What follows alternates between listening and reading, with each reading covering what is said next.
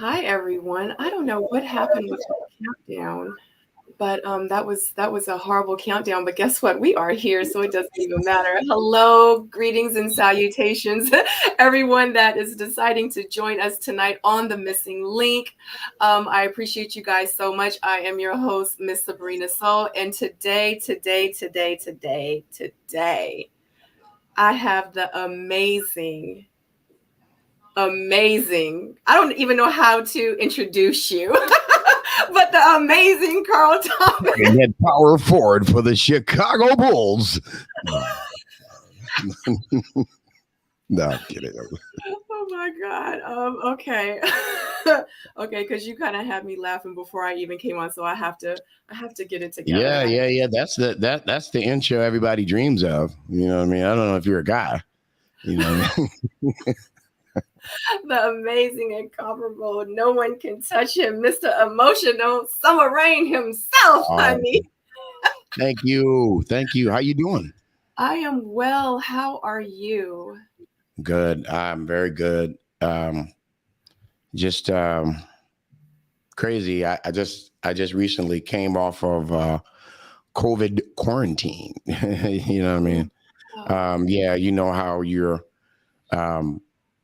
they retrace who they've been around and what have you, and I guess I was one of those people, you know. So yeah, I had to sit down for a few days, but you know, that lifted today. So you know what I mean. That is but I'm still staying put.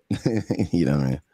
I'm still staying put. But yeah, but thank God, you know, I went and took a test and it was negative, and so I just thank God for that. This is a whole lot going on out there right now, and it's just good to know that everything is, we still riding this roller coaster. Don't think we're not, because the whole world rather. We're still on this crazy ride. It's just crazy, when it hits home like that. But everything is all good, and I'm here for you and this interview, Miss Sabrina Soul. And there you I go. appreciate you. Thank you, and I'm so glad. Thank God that you're okay and you are here and that you're here with me. So this is amazing, and here for everyone that's in the chat and will watch this replay. Okay, so everyone knows on the Missing Link, you guys know I like to dig right down into it. I don't like to waste any time because it's not about me. It is about you guys. So my very first question to you is, who is Carl Thomas? That's really just a simple guy. I'm really simple, so simple that it's complex at times. But I went through all of the regular stages. I'm just somebody who, I found out my vision early on in life that I wanted music, to be the floor that I walked on. And I spent a lot of time trying to figure that out, trying to figure out how to accomplish that goal. So if you want to ask me who I am, I'm just somebody who is constantly pressing forward. I still have not met, my goals as far as the goals that I set for myself when I wanted to start this. So, if you want to know who I am, I'm just a brother with a pickaxe in a coal mine, and I'm just, I'm moving forward. Yeah. Absolutely. Yeah. Yeah. I love that. Yeah. So where are you? If you guys want to know what this is, you know what I mean? I bring my juicer to work. That's right. And I juice fresh juices. So this is a combination. You know what I mean? What is it? Combination of what? Do you make your own juice? Or call this the healing. Okay. That's what we just gonna call this. Let's drink right here. We're gonna call it the healing. Okay, because it many different properties in this. There is watermelon, pineapple, mango, green apples, cucumbers, ginger, mangoes, just a lot of my favorite stuff put into juice. Yeah. Well, it looks delicious. And that's actually probably what you need to be drinking right now. You know what I mean? To get your Well, I'm what you call a wine. Oh, you know what I mean? Um, no, I'm a wine connoisseur. I haven't drank liquor in about 15 years. You know what I mean? That's really not my bag. So, Wow. so yeah, it's either wine, something like this, or alkaline water, or something like that. Wow. What made you stop drinking alcohol? Just my mornings. When you're in the music business, you have these nights to where, there's a lot of social drinking and what have you. And I just started to notice that my mornings were not as fly as they absolutely could be. So, Facts. yeah. So I just, made a decision to just go the lighter route rather. It's a really uncontrollable feeling when you go too far with that. And I'm just not that type of person where I just like the feeling of not being able to control whatever. Yeah. Exactly. Yeah. I get it. I get it because I get Yeah. it. I understand. So where are you from? Where did you grow up? I grew up between Aurora, Illinois and Brooklyn, New York. You know what I mean? Aurora is a town outside of Chicago, 88 West to be exact. If you're trying to get there, okay, just let you know. But I grew up there. It was a really good place. It's where I solved the first puzzles in life. I was a kid that grew up in public housing, and I kind of took to this music thing a little bit early. But I can remember being, I don't know, I'd say as early as 7 years old, looking around me and seeing my surroundings, just trying to figure out, okay, this is the first puzzle. How am I going to get the hell out of here? you know, for someone, to hear me. But the things that I was already involved in, church, school, things like that, those became the vehicles. Those became the vehicles for me. I, what you call, jumped off the porch real early. And I actually moved to New York as a teenager. And it was really different. I wouldn't say it was a culture shock for me because I was the type of individual, and still am. People don't really make the places for me. You know what I mean? So for me, I've kind of been so many places, all the people and personalities kind of morph into each other.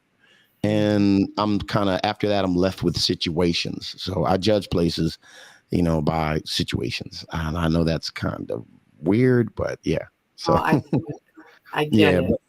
but Brooklyn was, I'd say, the finishing mechanism for me.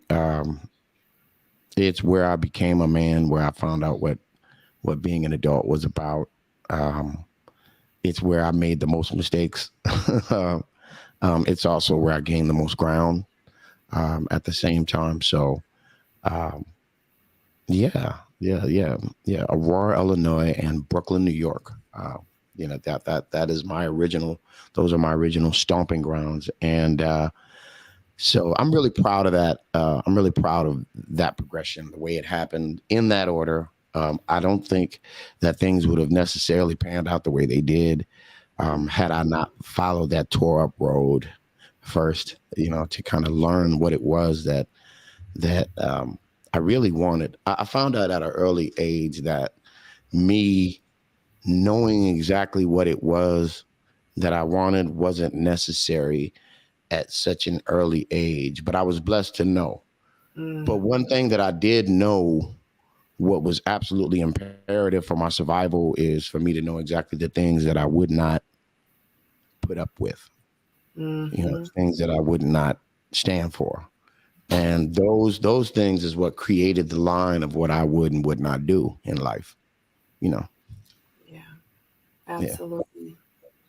So growing up, so growing up, I'm hearing everything that you're saying, but being in Chicago, let's say before you got to New York, like, were you in the streets? Like, were you like, were you out there doing a lot of the things that you're like, Let oh me God? tell you about me in the streets, okay? Because my dad Sometimes grew up in Chicago, so he used to tell me stories. I found myself walking in them, okay? The streets. No, but no, me, I don't know if you could say that I was a street person because I don't really consider myself to be that. I consider myself to be a dude that understood that mama ain't got it and there are no resources.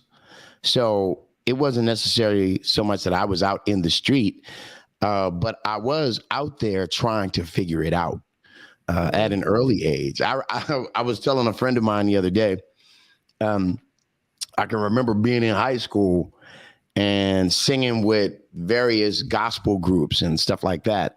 And we would literally be performing somewhere, I don't know, God knows where, late on a Sunday night.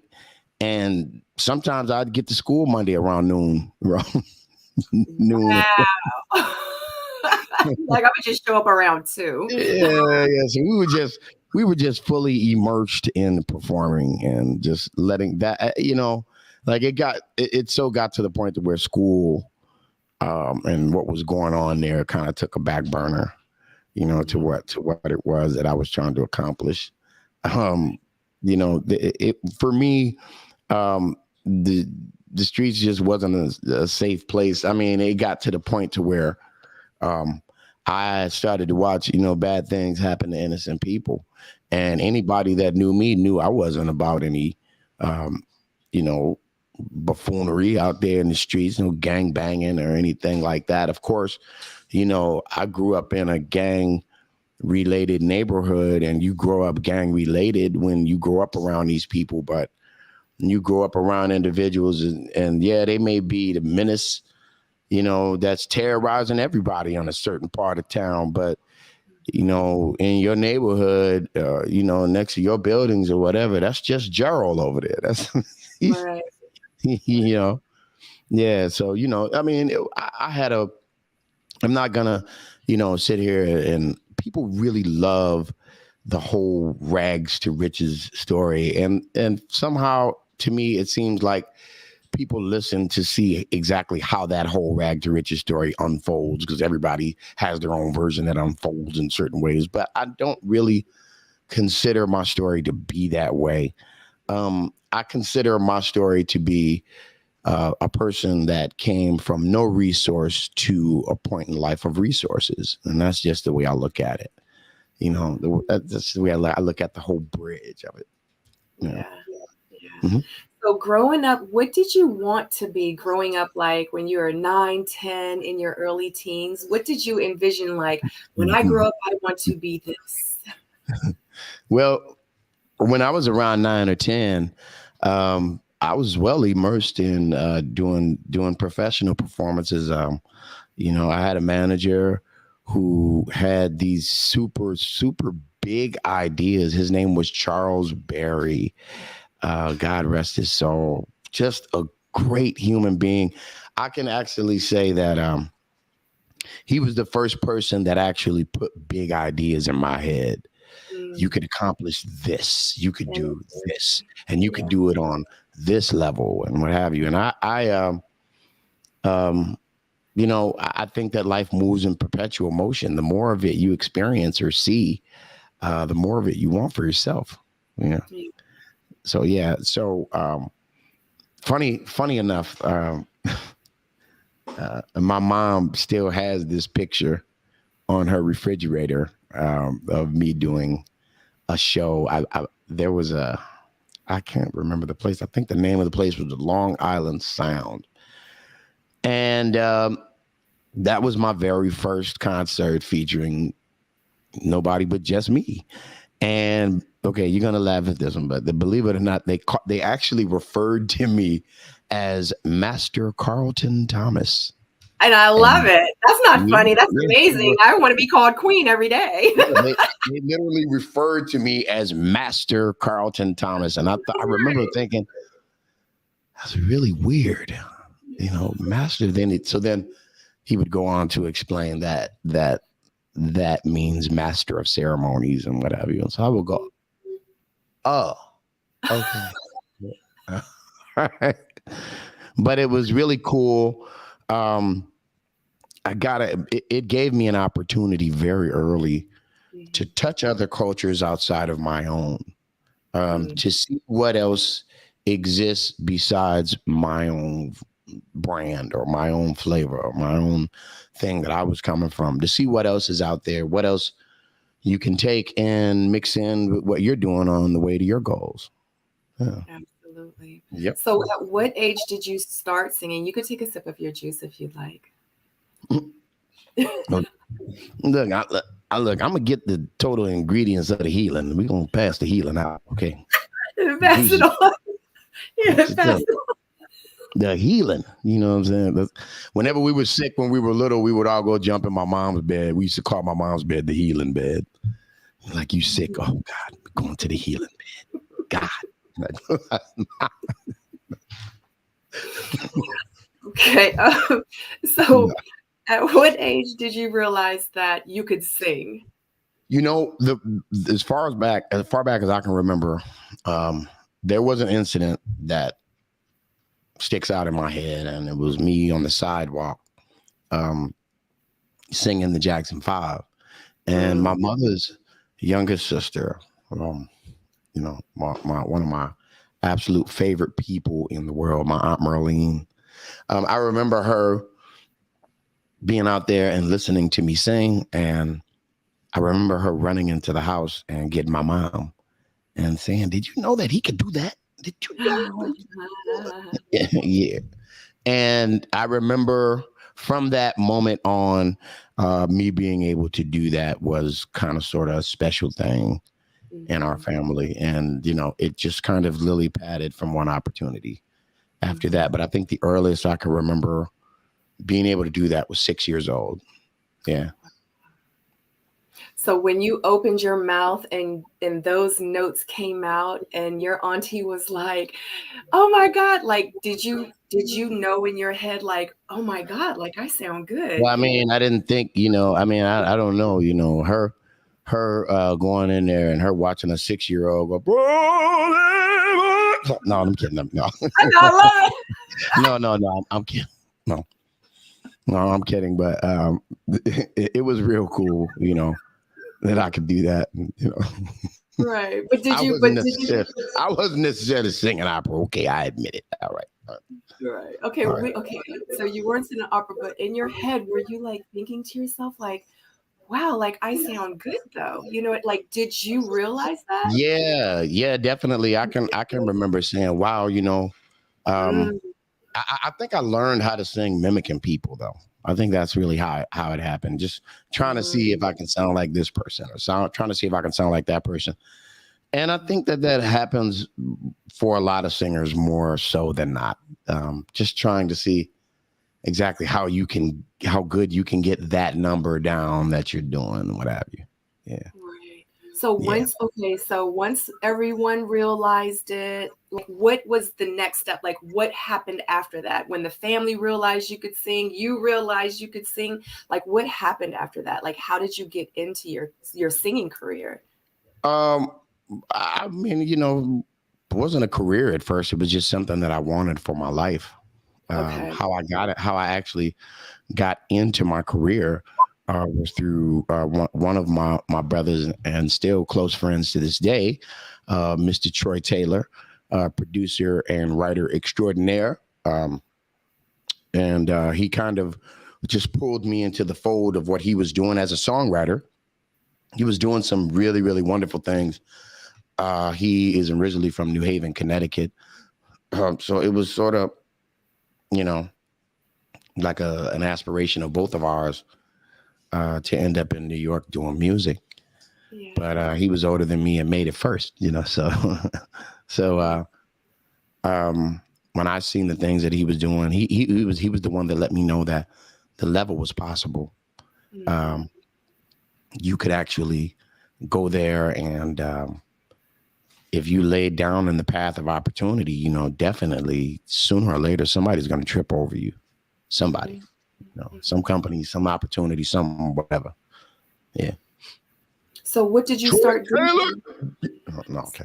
So what did you start doing? Did you start going to the studio, recording music, writing music? Like how did Actually, we had a duplex apartment downtown Brooklyn, and there was a home studio in the basement, and that's what we banged out on every single day, every single night, without fail.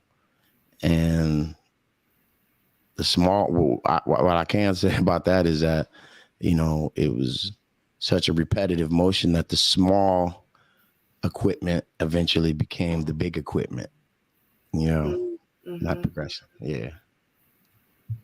So what was the first song? Okay, I'm skipping over because I'm getting excited. Okay, so did you take singing lessons like through when you realized you could sing, you started singing in the basements? Like did you take it to the Yeah, I what took did singing you do? lessons. That's right. That's right. I took singing lessons. And you know what singing lessons was? Singing lessons was my mama. That was singing lessons. You was off on that note. You was off on that third measure. That's the You know you hardest didn't. feature then. You didn't quite make that you was trying to hit. No, that didn't work. Yeah, that was my singing lesson. I could have just came from. I could just came from tearing the church down. And my mom would approach me like James Brown approached a little 17-year-old Bootsy Collins. And Bootsy got done tearing up the stage, and James would come to him and go, Bootsy, you just didn't do it. You just didn't do it, Bootsy. You wasn't on the one tonight, Bootsy. You couldn't do it. I don't know. Do it again. Do it again. No. But that was just kind of a way to get Bootsy to, strive a little higher. I think that's what my mom was doing. But she was definitely right. She was dead right. I was off on those notes, and thank her for telling me so I can get them right. Yeah. So how long, okay. So your mom, you did lessons with your mom. So how long, so that those were the only lessons you did just was with mom? No. I took piano lessons, guitar lessons. Okay. Guitar lessons didn't work out so well. My mom, she was the type of a woman that would stand behind me with a belt hanging over her shoulder, like, and so I don't know what you want to call it, the Joe Jackson School of Music Lessons or whatever. I don't know, but eat the cake, Anime. Eat the cake. All right. Not the Joe Jackson School of Music. Oh. Darren Dorothy Thomas, ladies and gentlemen. No. Okay. So what instruments do you play? No, my mom did not play at all. No, you, because you said you took some lessons. My mom was a person who knew that we only had one shot. And my mama just she was really like that. She grouped us together. And I'm the youngest. I'm the youngest out of 5 that she had, along with my sister Stacy. I love you, baby. But my mom told us very early, look, we're gonna have to figure something out because I ain't got it. And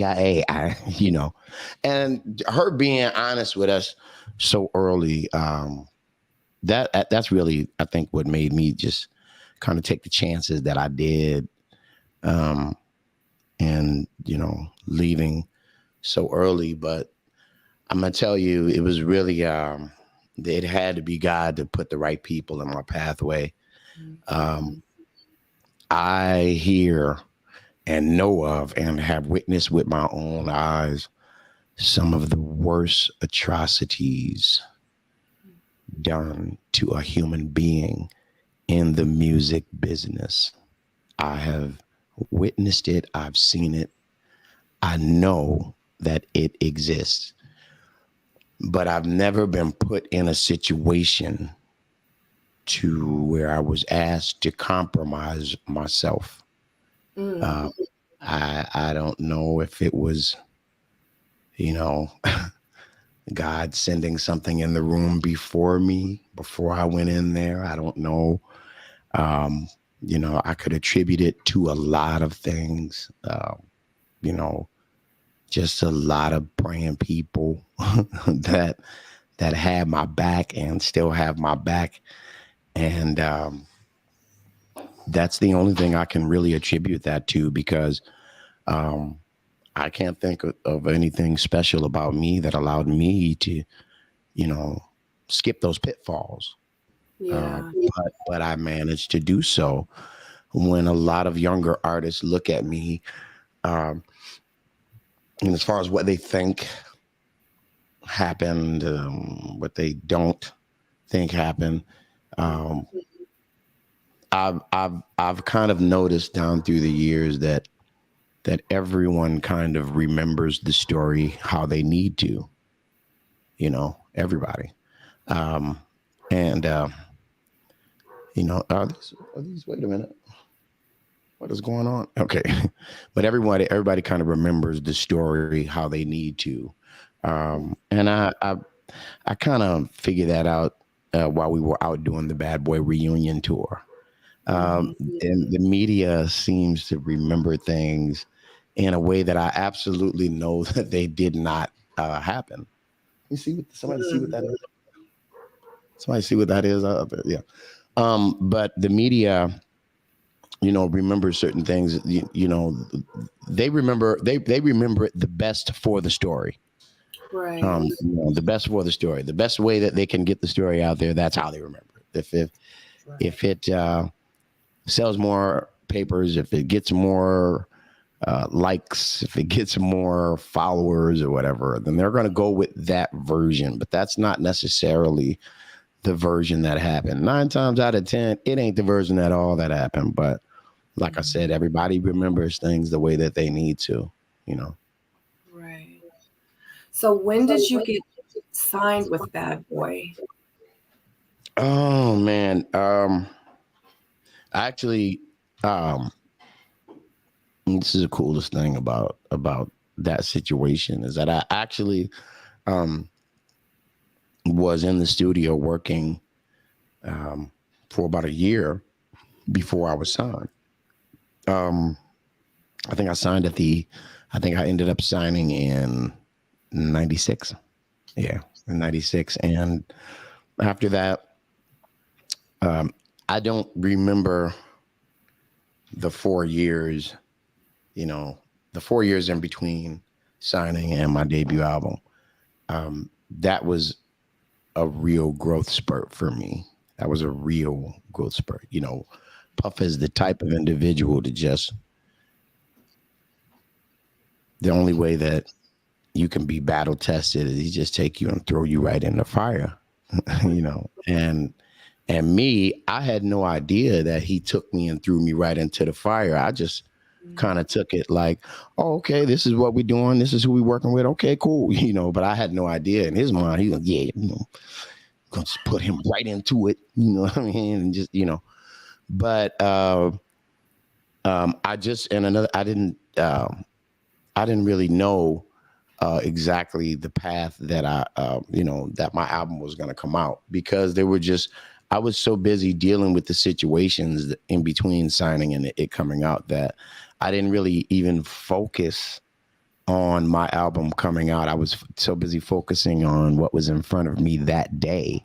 If I felt like if I could just conquer that day, conquer what was in front of me at the moment.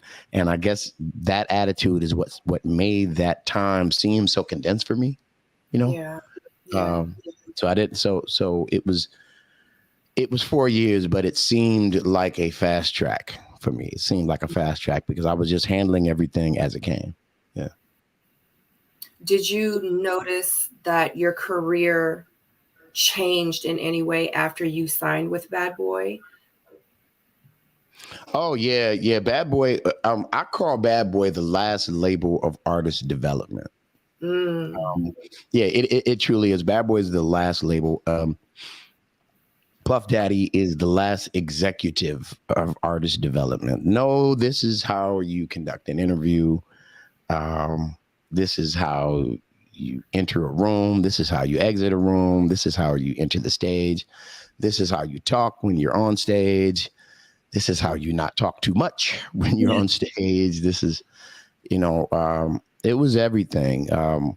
I'd never been in a situation to where artist development was so a part of the machine, but Bad Boy was just that. It was all about presentation. And if we can get that presentation right, then we can go about the business of selling you to the world. Mm-hmm. Do you regret signing with them, or are you glad that you went into that direction no matter how it ended? Oh no, I was fortunate. My plan worked. Just the way that I planned it out, it worked. Because at that time, I do not believe that had I signed with another label, that I would have gotten the look or attention that I got. And I I don't have the same horror stories as you hear other people have. Mm-hmm. I yeah. I came in on a different boat, shall we say. And it was standard at the time for Bad Boy artists to do a publishing deal at the same time that they did a recording contract. But for me, thanks to Troy, I had a career in writing before I got to Bad Boy. Yeah. So the whole publishing and writing thing, the publishing deal, that never happened with me. That never happened. That we didn't negotiate that. That wasn't on the table at the time. But we did work out a situation that was just really cool for everybody, and it allowed me to eat, Mm-hmm. And I don't think that I would have been able to do that had I not been in those previous situations that didn't work out for me. But those situations let me know that I needed that extra push.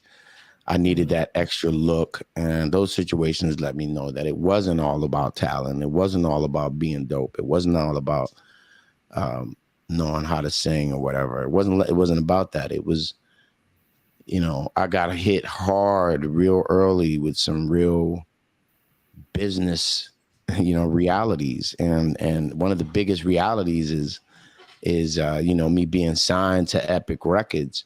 And I was singing with a group called The Formula. It was myself and my two brothers, Rocky and Johnny. Rocky and Johnny were actually real brothers, the Harmon brothers from New Jersey. What's up, y'all? My brothers still to this day.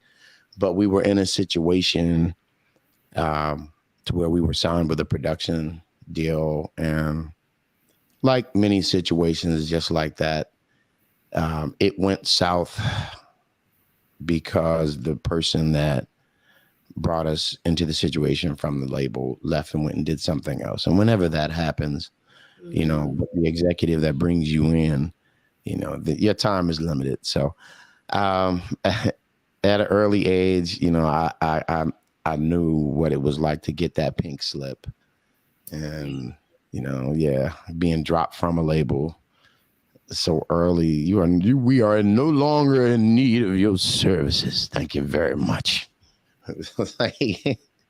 But yeah, that was one of the first real tests for me. But I'll tell you what being dropped did for me.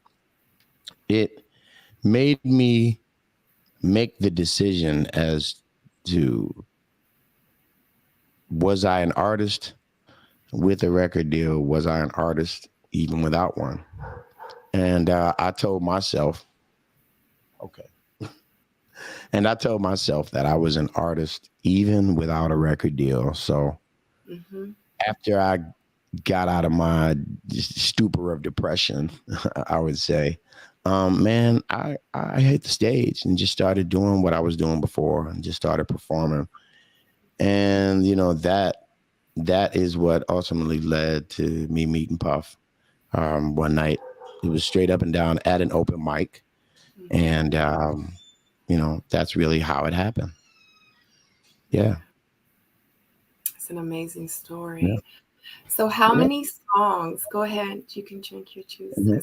because I got these questions. Oh, no, I want you to yeah. stay No, no, hydrated. go ahead. All right, go ahead.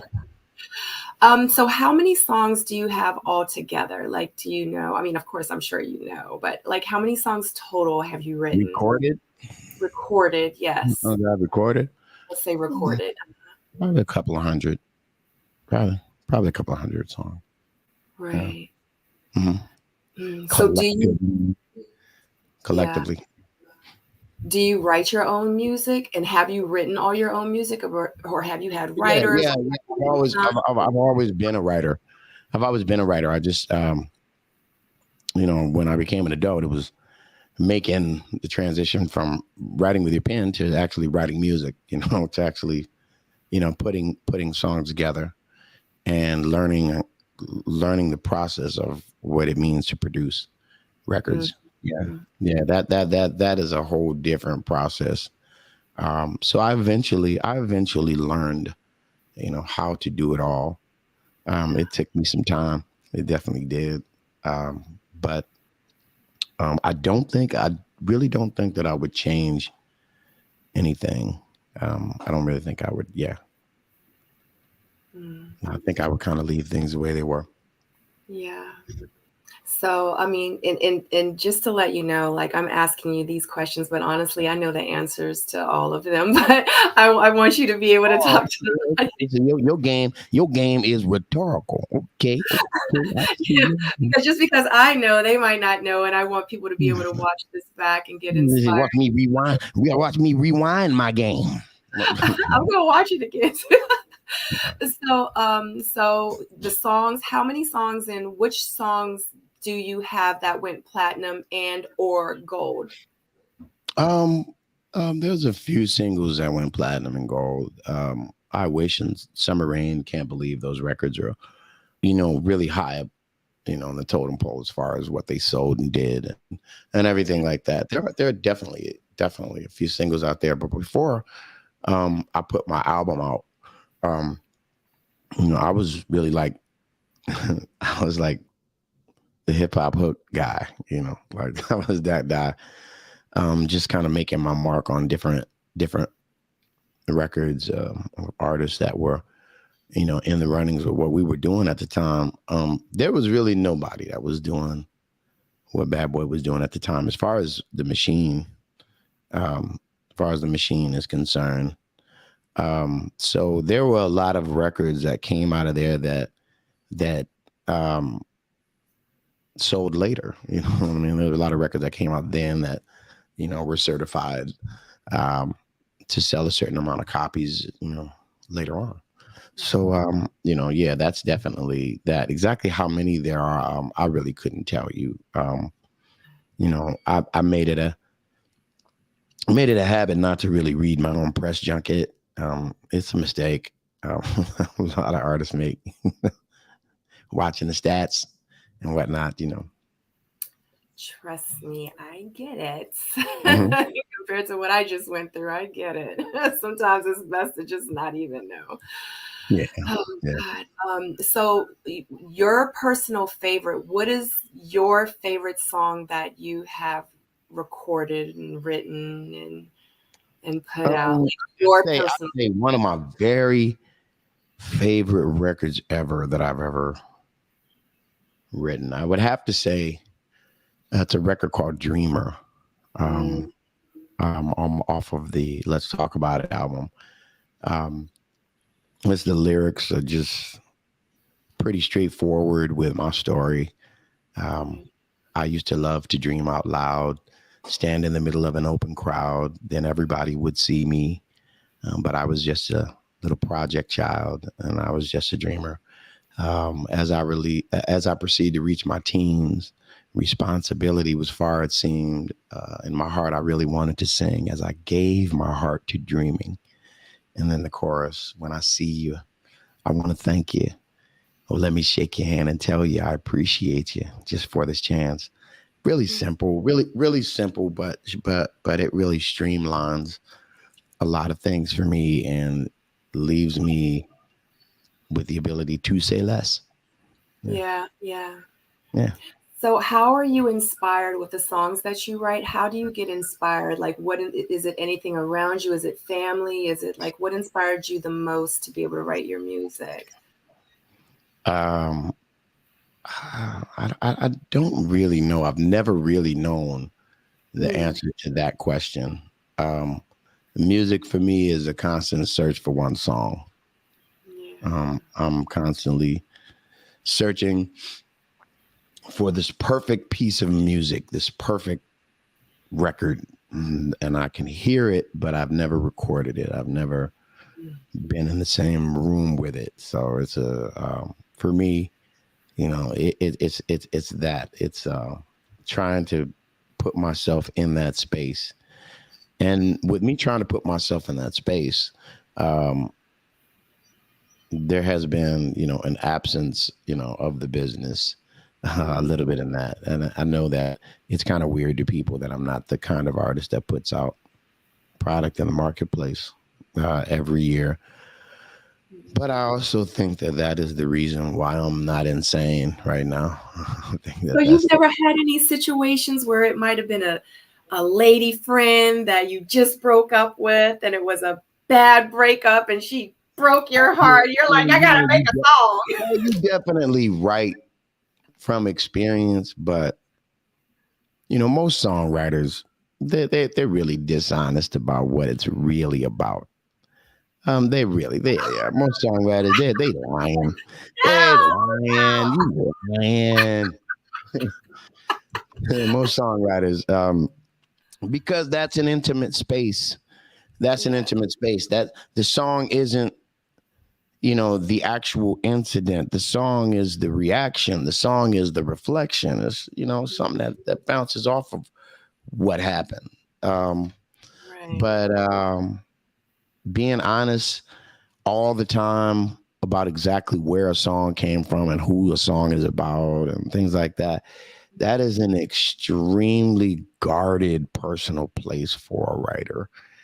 And Mm, they use that, of course, to fuel what they do for a living, but not a lot of people are able to penetrate where a song originates from. It's kind of disrespectful for people to really want to know, yeah. because the space is so guarded. Um, it's so protected. That space. You'll never really know. Oh, No, yeah. And no. we over here thinking, we knew that he broke up with her and he cheated on Oh her. man, let me tell you that you let people take the music and take the music as they want to. Let them Mhm. take it for what they take it for. Um, I know I had a lot of fans. Still to this day, I have a lot of fans that come and for some reason they've got the impression that Summer Rain is about uh, not what it's about. They think that Summer Rain is about not what it's about. Uh, yeah. We're just gonna leave that right there. But you can use your imagination as to where a person could take it, Oh where a no. person could take the title of a record called Summer Rain, where they could take that to. Right, what you're thinking right now, right now. That I'm that's what they. clutching my pearls. Yeah, clutch your pearls, man. Clutch your pearls. But with that, what you're thinking right now, that's what I was told. That yeah. So there's been debates over whether or not Summer Rain is about a woman raining, a woman raining down. Yeah. Wow, I've never She's heard still that, but clutching the pearls. I can never unhear it now. So, She's still clutching the pearls right now. She's still clutching right serious now. pearl. Yeah. Oh my God. Okay, okay, let's move on. Let's move on. God, I lost my train of thought. Who was the most favorite artist that you've ever worked with? Well, as far as artists, hmm, Mm, I don't necessarily. I don't necessarily have a favorite. don't necessarily have a favorite that I've worked with. I definitely have a list of favorite artists, but each experience is totally different. I mean, totally different. You can't really compare them. I know that it's hard for me to do that. Um, but to say this experience was better than, I don't know if I could really pull that out. Yeah. To say exactly what that is, you know. Yeah. Yeah. So which artists do you listen to? Like who's your favorite artist? Or so let's start with that. Who is your favorite artist that's on the radio right now that you My listen favorite artist is on the radio right now. to? Hmm. Um, that's just that's just kind of hard to answer because radio is everything from what you listen to that's been put out right now or top 40, and everything that's been out.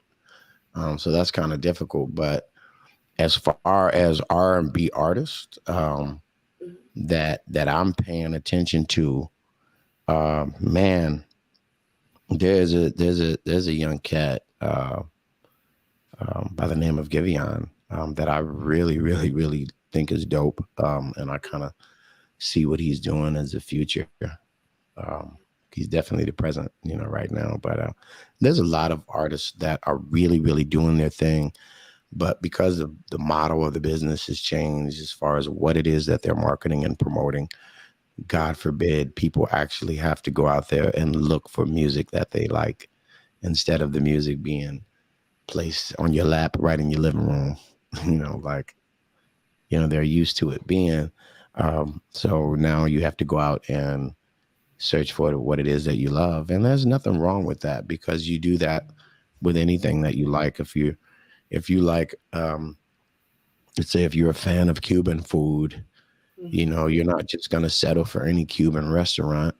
You're going to look for the best one. And not only are you going to look for the best restaurant, but you won't be weary in your search, for the best. So, kind of need to take that same attitude when it comes to new music. If we like a certain kind of music, then we get out there and we search for it, and we don't get weary in our search trying to find that particular artist or that particular genre or that sound or whatever.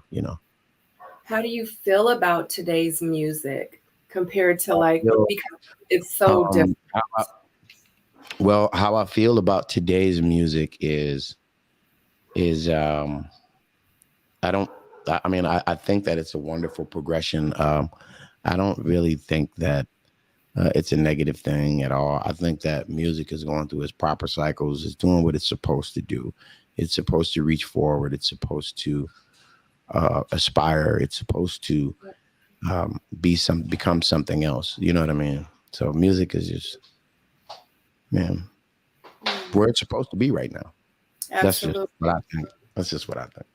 Yeah, I completely agree because I feel like in life everything happens for a reason and everything is as it should be at in that moment, and that's exactly how I feel. So wow. So Definitely. do you plan on doing any more music? No, I'm not gonna do any more music. I think I'm done with music forever and a day. I'm done. Oh. No, I'm kidding. I'm kidding. No, I'm kidding. I'm working right now on making sure that I have something out before the summer is out, as well as myself and Dave Hollister and Donnell Jones. We're working on our group project, a project that we're doing called The Shy, and that's just really cool. So we're hoping to put out a single soon with that. Um, and there's just a lot of coolness happening this summer for R&B, just for soul music.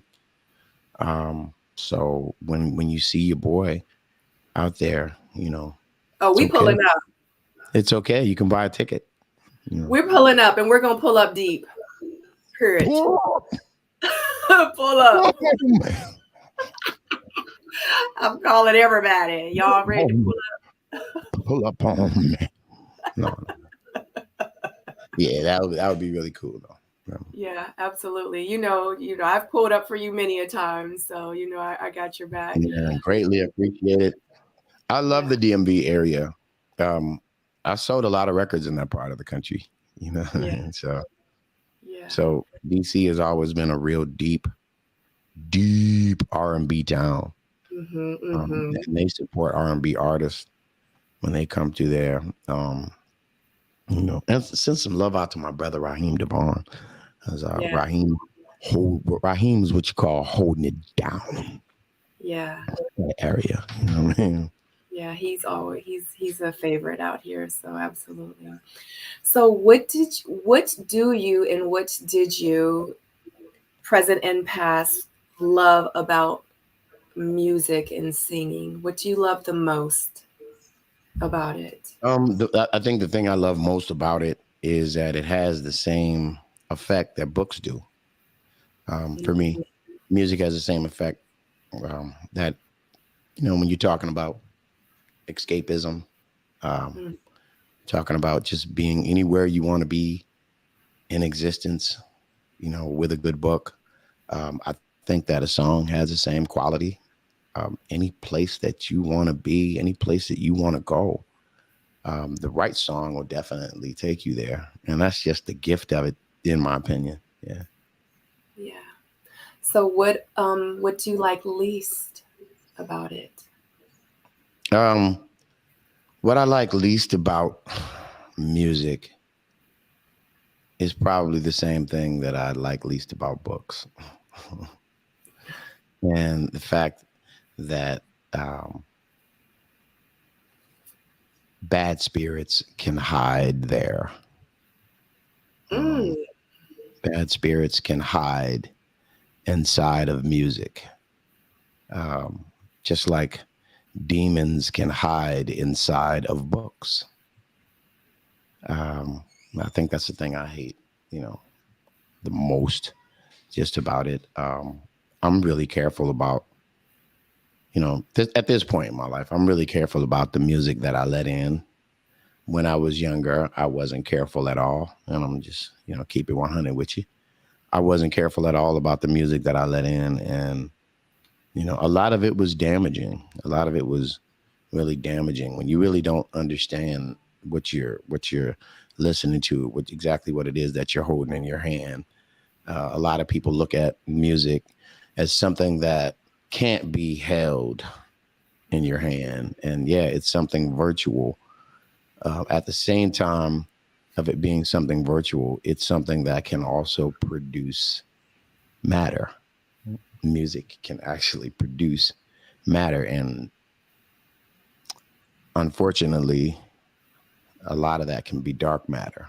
You know, um, so you have to be careful about whether it's music or whether it's I don't know, anything that you're ingesting as far as the news, um, right, right. whatever it may be, a television show, your favorite movie, whatever.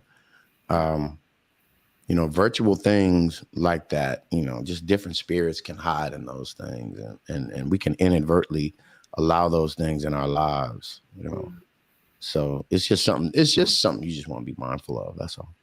right. So in that sense, and I don't, you don't have to dig too deep into it if you don't want to, but in that sense, like, how did it affect you? Like, what were some of the situations, or give me one example of how you ingested music, and was it your music? And when that happened, how did you feel? What happened to you in that moment?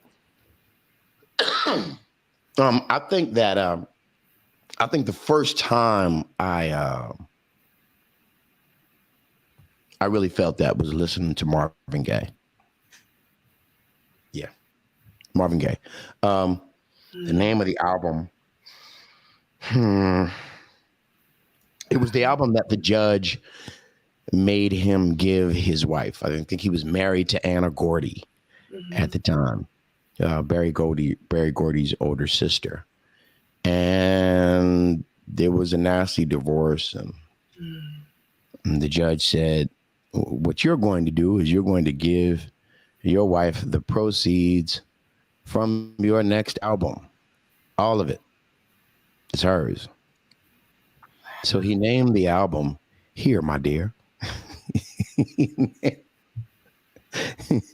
He named the album Here, My Dear. And listening to the Here, My Dear album, it's pretty evident, what he was going through. It's pretty thick.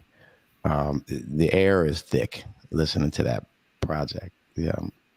Just knowing what went into it and being able to feel him hit those certain notes and things like that. But, Marvin was an impresario of what it was he was able to do.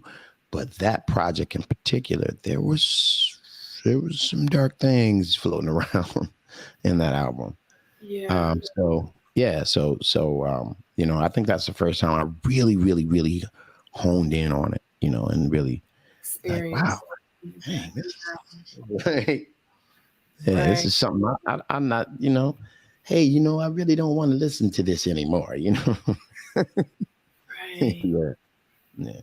So music, it definitely it carries spirits. I mean, think about it. How did Prince make you feel? Yeah. You know what I mean? Yeah. It's a lot of music out there that, makes you feel good about being freaky. You know what I mean? Like Summer Rain. Just joking. Had that quality, you know what I mean? He carried that quality in his music. So, it has intent, direction, and spiritual value. Yeah. Right. Well, you briefly told us about what you're working on for this summer, but is it any other projects that you're working on that you would like to share, or would you like to speak a little bit more? I would definitely say right now, if you all are going to make it to the Essence Festival, this year would be the year to do it. The Essence Festival, of course, took major blows from the pandemic, like everything else. But this year, Essence is coming back in a royal way, in a mighty way. I think that if you get there, you can check me out on stage with my brother D Nice. Absolutely. So it's going to be a wonderful thing. I'm really excited because this is the first year that Essence is back in its full weight.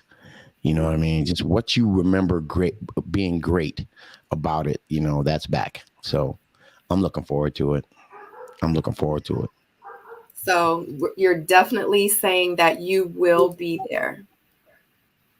Yeah, absolutely. Okay. Absolutely. Definitely. Okay.